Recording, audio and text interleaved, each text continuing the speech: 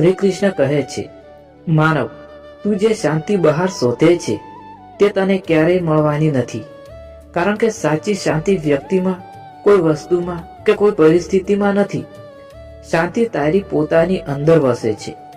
એટલે બહાર ભટકવાનો પ્રયત્ન છોડ અને પોતાના અંદર શાંતિ શોધવાનો પ્રયત્ન કર.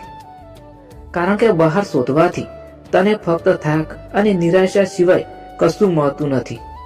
માનવ, તું જે દુઃખથી ડરે છે તે દુઃખ તને તોડવા માટે નથી આવ્યું. એ દુઃખ તને મજબૂત બનાવવા અને સાચો માર્ગ બનાવવા હેતુથી તારા જીવનમાં આવ્યું છે. જે દુઃખ તને સહન કરવું પડે છે એ જ દુઃખ આવતીકાલે તને સમજદાર, સ્થિર અને શક્તિશાળી બનાવશે. જીવનમાં આવતી દરેક મુશ્કેલીને તું શાપ સમજી લે છે, પરંતુ સત્ય તો એ છે કે અંદર દરેક મુશ્કેલી મારી કૃપાનો એક છુપાયેલો સ્વરૂપ છે. જો તું ધીરજ રાખી શકીશ અને વિશ્વાસ ગુમાવશે નહીં, તો એક દિવસ તું સમજી શકીશ કે આ મુશ્કેલીઓ તને તોડવા માટે નથી આવી, પરંતુ તને કાઢવા માટે આવી હતી.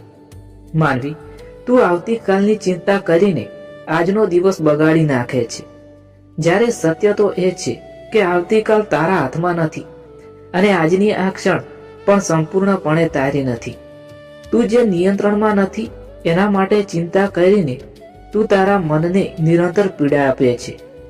જે થયું છે તે પણ મારી ઈચ્છાથી થયું છે. જે થઈ રહ્યું છે તે પણ મારી મરજી મુજબ ચાલી રહ્યું છે. અને જે થવાનું છે તે પણ તારા કલ્યાણ માટે જ થવાનું છે.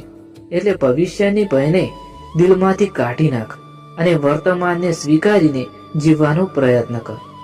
માનવ, તારો અધિકાર ફક્ત કર્મ કરવાનો છે. પરિણામ વિશે ચિંતા કરવી એ તારો ભાર નથી. જ્યારે તું સાચા મનથી મહેનત કરે છે અને પરિણામ મને સોંપે છે, ત્યારે તારો ભાર હું મારા ખભે લઈ લઉં છું. યાદ રાખ, જે વસ્તુ સાચે તારી હશે એ તને કોઈ રોકી શકશે નહીં. અને જે નથી મળવાની એ એટલા માટે નથી મળી કારણ કે એ તારા જીવન માટે યોગ્ય ન હતી.